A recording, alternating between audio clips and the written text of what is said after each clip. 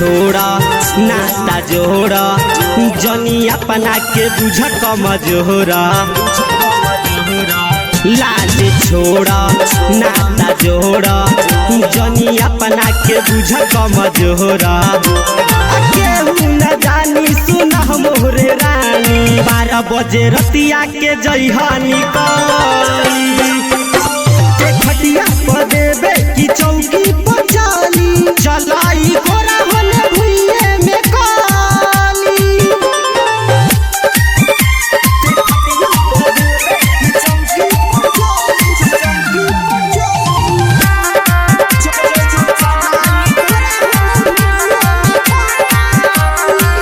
बाटे मन सुन सनम जनी तू प्यार में कर शरम। बाटे मन सुन सनम जनी तू प्यार में कर शरम। अरे एक बेर मिलबू मजा खूब पैरू मुकेश पटेल शिव के कबो ना भूलैरू। खटिया पर देबे की चौकी पर चाली चलाई गोरा होने भुइये में काली।